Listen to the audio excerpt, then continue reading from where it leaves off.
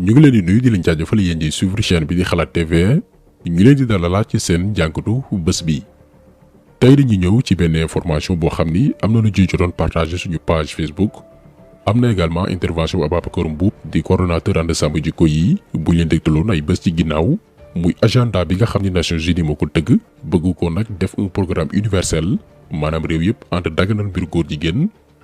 waaye ngir loolu mën a antu kuréel googee muy Nations Unies ci lëkkaloo ak beneen mbootaay bu ñu naan PGA action parlementaire globale dañuy liggéey ak ñu ñuy wooye ay ndawal réew maanaam ay député ndax ku ne xam ne ni légaliser mbaa criminaliser wàllum góor jigéen ay loi ñu koy définir loi yooyu noonu fan lañ koy tëggee assemblée nationale ak ñi ñuy wooye ay député ñii nag la waa PGA ànd ak Nations Unies di lëkkaloowal ay député sénégalais ñoo ngi ci biir tàmbalee ko ci Moustapha Niasse mi nga xam ni depuis ba ñoom Mamadou Lamine Diallo déposé proposition de loi bi war a daan góor jigéen yi da cee dëgg tànkam yéen ñëpp gis ngeen ci média yi ñuy titré Moustapha Niasse bloque la proposition de loi criminalisant l'homosexualité Moustapha Niasse téye na proposition de loi bi nga xam ni moo war a daan góor jigéen yi ndax tamit ku ëmb sa sànqal ëmb la sutura lii la wolof wax te ki jiite assemblée nationale lekk na avance boo xamante nii xamul fu mu koy yàkkalee keneen ki njëkkoon cité itam ñun ñii ay bés ci ginnaaw ne lan moo tax ñu ne criminaliser wàllum góor jigéen rek mu mel ni kuñ ne tey nga dee di tëb di dal muy Djibril War. Nous sommes dans un état de droit et la Constitution a bien proclamé que la personne humaine est sacrée et que l'État a le devoir et l'obligation non seulement de la respecter mais de la protéger. La souveraineté c'est le peuple, c'est la Constitution qui le dit mais góor ñi mu ñu taxaw rek nekk à la place de l'État di àtte ay nit di jiñ ay nit du nekk xam nga léegi naa ay aar jikko mais aar jikko kay bi ñu njëkk mooy mandu jël ay doomu jàmbur jàpp ay nit ne jiñ Sénégal ku torox rek sa moromu góor bu réussir rek nga di góor jigéen la wala franc-maçon bu dee jigéen day sëy ak jigéen mais ban Sénégal la ñu nekk ñi fi nekkoon bu yàgg ba suñu sëriñ yàgg ya mais pratiquement xanaa ko ñi fi nekk ñoo gën mais c'est pas ça moi je le dis je le réclame dëkk bu dee yow nee nga jullit nga wala nit yu yàlla nga wala demee da ngay mandu mais ku manduwul la nga mën a joxe ay leçons da ngay xëy gis ne tu l'accuses comme ça am na pas d'arc-en-ciel arc-en-ciel kay asamaan la jógee bu doon léegi asamaan léegi suñu borom mooy jël di ko jégaleel ñoo xam ne da ngeen di tooñ kay moi je comprends plus. moom aussi mi ngi ci liste député yi waa PGA ak Nations Unies sant ngir ñu daganal góor jigéen Sénégal daañu leen liiral yéen ci poñu programme boobee ngeen xam point par point lan la ñu sant député yi. moom Djibril War ak beneen député également daa ci ñëw bañ na ko bàyyi membre permanent wu PGA lañ ndax dafa am ñoo xamante ni bokkuñ PGA mais di défendre programme bii am ñeneen ñoo xam ne itam carte membre ngir daganal góor jigéen lañu yor Djibril War ci ñooñu la bokk. kon comprendre leen lan moo tax proposition de loi bi dugg assemblée ci même jour bi mu tàmbali xataraayu mel ni dëmm buy jëfru ci biir gaay la bokk. bërki démb également ci benn plateau Seneweb. léegi c'est bon bu mu def loolu de na wax sur l'homosexualité. léegi waaw léegi waxal sur l'homosexualité. du ma si wax. ñu bare bari comprendre ñu lan moo tax Dame Mbodj laaj waa ji mu wax ci mbiru góor jigéen. Dame membre ànd sàmm jikko yi la il fait partie des intellectuels debout ñi nga xam ne gannaaw bañ jàngee ci école nasaraan sii wëlbatiku di ci jàngale dañoo toog ci seeni aada ak diine toog ci seeni valeur. donc Dame en tant que membre ànd sàmm jikko yi mi ngi liste député yi nga xamante ni ñi ngi liggéey ak waa PGA ngir daganal góor jigéen ci Sénégal ak àdduna gépp laaj bi mu laaj tëbul rek posé ko c'est parce que Zator Mbaye mi lànk ne du wax ci mbiru góor jigéen yi dafa bokk ci député 12e législature yi àndoon ak waa PGA ngir nees la ñu mën a def ngir daganal góor jigéen suñu réew bañ na ko ba mu demee foofu noonu joxewul turam dëgg-dëgg dafa ni mi ngi tudd Pape Wallo te ci joxe surnom muy Zator Mbaye alors que turam dëgg-dëgg Pape Diallo la donc moom itam comprendre leen lan moo tax Dame tëb rek na ko waxal ci mbiru góor jigéen yi ndax Dame xam ne ne xew waa ji lànk ne du ci wax c'est parce que dafa lekk avance su gars yi. sànq ba la dagguma la bàyyi ma wax s'il te plaît ñoo ngi ci fin bi non s'il te plaît rek non tu as l'habitude fin bi bëgg indi ay problème non est-ce que du sujet bi ñuy bëgg a dugal nga nekkul à l'aise vraiment du ma yàqal nit ñi c'est bon bu mu def loolu de na wax sur l'homosexualité léegi waaw léegi waxal sur l'homosexualité du ma si wax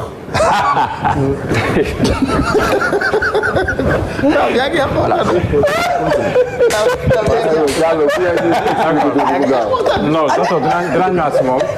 docteur Gningue sa position sur l'homosexualité bon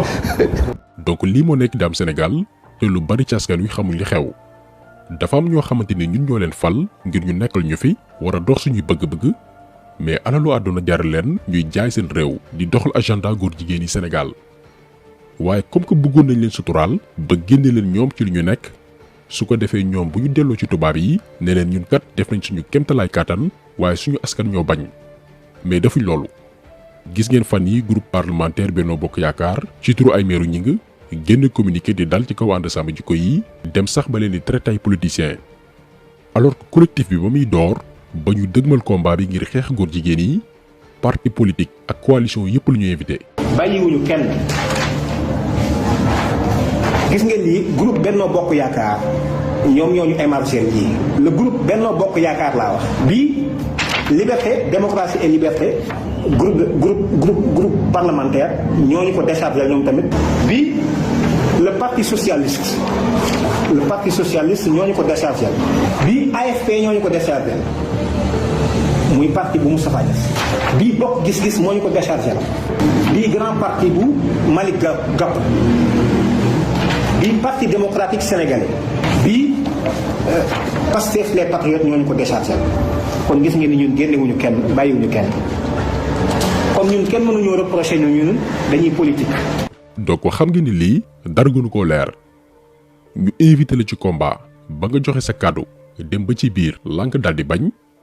bésu rassemblement contre góor jigéen yi le 23 mai 2021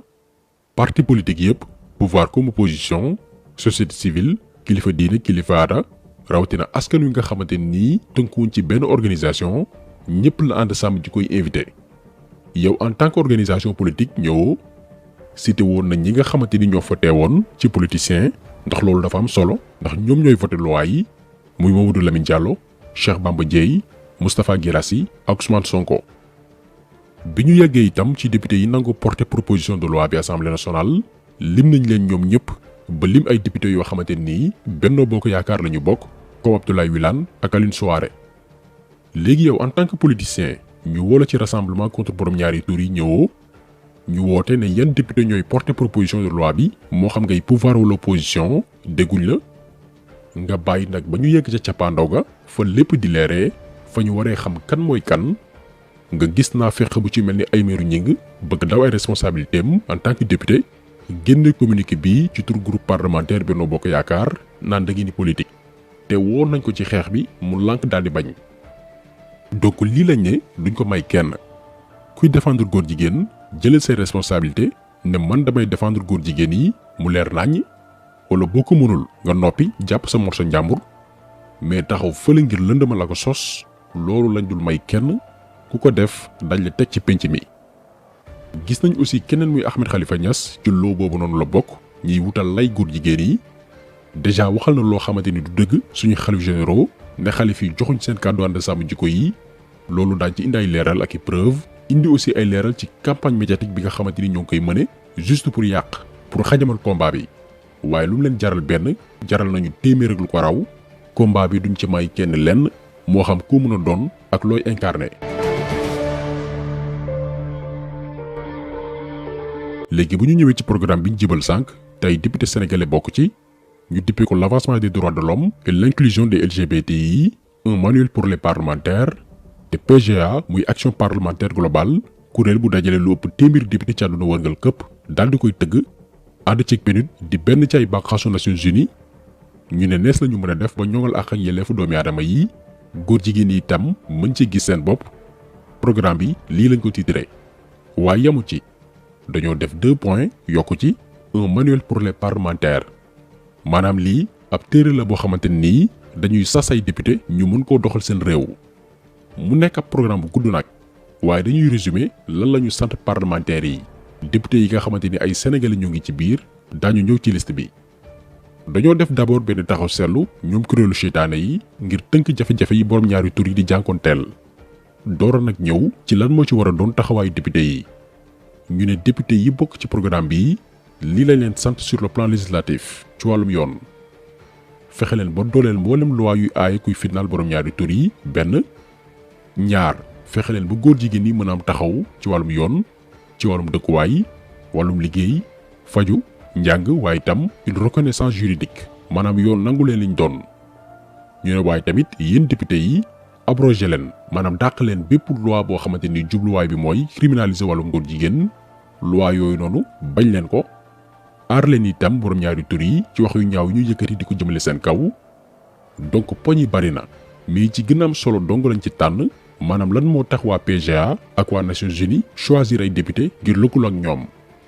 donc bu ngeen gis ay député sénégalais dégg proposition de loi bi war a criminaliser wàllum góor jigéen ñu tàmbali xataraayu lii moo tax ci programme bii la ñu bokk te xaalis bu baree bari la ndax d'après suñu recherche PGA am nañ lu toll ci 18 bailleurs de fonds kuréel yoo xamante nii ñoo leen di jox alal yu baree bari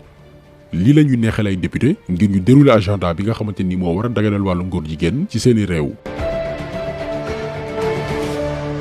léegi nag gannaaw bu ñu tëggee bile programme dañoo def ci benn liste mboolem parlementaire maanaam ay député yi nga xamante ni ñoo ngi liggéey ak ñoom ci manuel bii.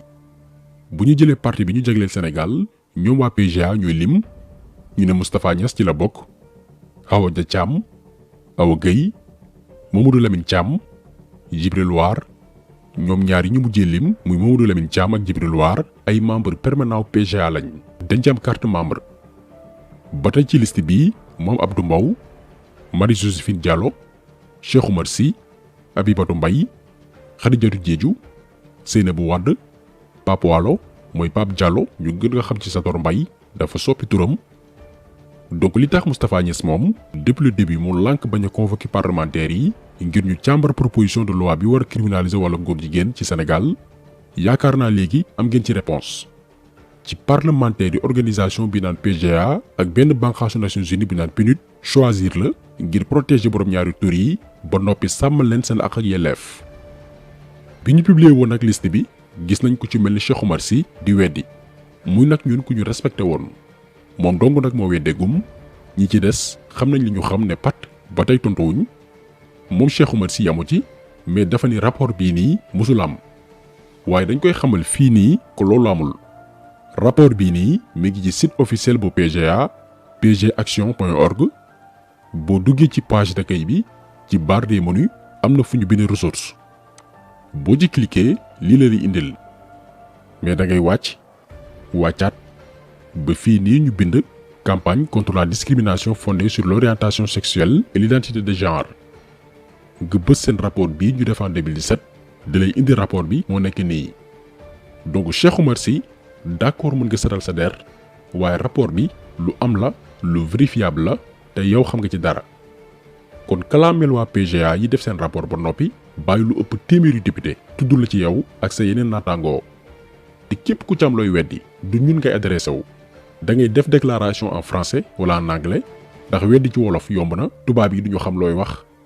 mais defal démenti defal vidéo sur les langues internationales jàkkaarloo ko waa PGA ne leen ànduma ak yéen bokkuma ci seen programme bi mu leer naññi.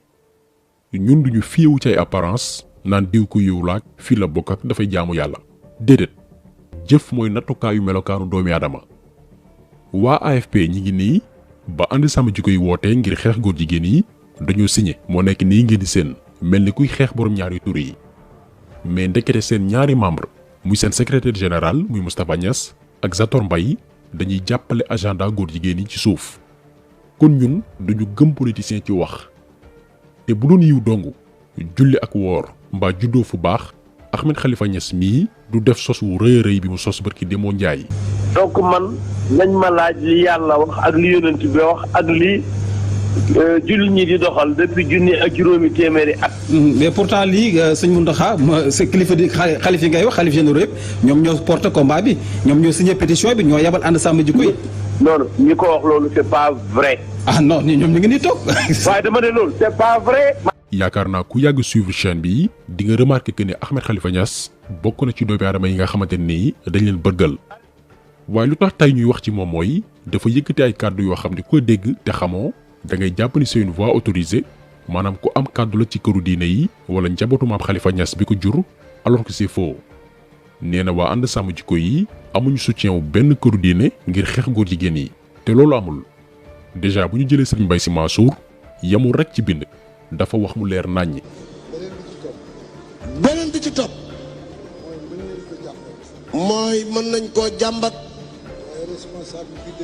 waaye responsable bi nag dëgg-dëgg mooy état bi mooy affaire góor jigéen homosexuel lañ ci wax baaxul santul yàlla ñaaw na te nag mbir la moo xam ni ku ca mën dara te waxuloo ca ku ca kontaan yow yaag ñooma yem góor di sëyeeg góor fa la mbon yem jigéen di sëyeeg jigéen fa la mbon yem. lii ngeen di seen mooy signature Serigne Mbaye Sy Mansour ba noppi dafa bind benn lettre moom xalif général des Tidianes moo nekk nii wane position mu leer naññ ci mbir yi nga jël aussi xalif général des Mourides muy Serigne Mountakha signature moo nekk nii mais moom it yamul rek ci loolu dafa bind bataaxal ci combat bi bii ngeen di seen également mooy bu Serigne Maye Niass di xalif général Faydu Tijaniya bu Medina Baye mais dafa am beneen signature mooy bu Cheikh Tidiane Niass mi nga xam ni mooy représentant maam Khalifa Niass di wajur bu góor Ahmed Khalifa Niass ci kaw suuf ki nga xam ni mooy la voix légale bu Léona Niassène bu amee kenn ku ñu mën a jàpp kàddoom ci njabootu maam Khalifa Niass jëm ji la muy Cheikh Tidiane Niass signature moo nekk nii ngeen seen mais yamul rek ci loolu bi Ahmed Khalifa Niass tàmbalee jaxase xel yi di wax ci turu njaboot gi moom Khalifa Léona Niassène dafa def benn sortie yëkkati kàddu yi. nañ ko watee dañ ko war a watee parce que am na lu ñuy watee jëruñu réew mi dara lu dul ñoom la tonteel kon li jëriñ réew mi war nañ ko war a mën a watee nañ ko war a watee en facilement macha allah nañ ko watee en facilement dañ ko war a watee nañ ko watee macha allah. kon gis ngeen ni kon kàddu Ahmed Khalifa Niass yi moom rek la engagé moom moo am agenda am di mbuboo diine gi tey sosal ay kilifa di leen wax loolu ñu waxul mais loolu du ñu bett ñun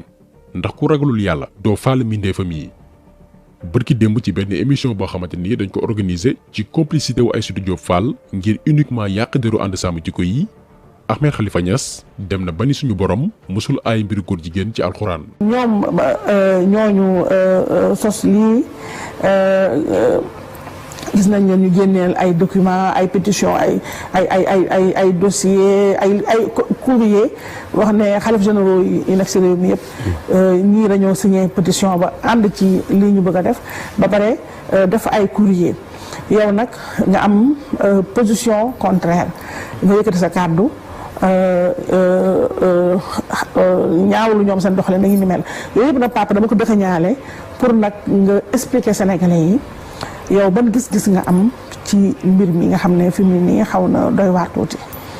waaw soxna si ñun ba ñuy jàng rhétorique. ñu ñoo jàngaloon ni nit ki ne bu la laajee tontu li mu ngi ci biir laajam gi. yow xam nga da nga ne ñooñu dañ leen tuddee ñoom seen. waaw ñoom seen waxi ñoom seen nu ñu koy def. ànd sàmm da nga ne ñoom seen da nga ne ñoom seen rek kon nga bàyyi leen ci ñoom seen rek.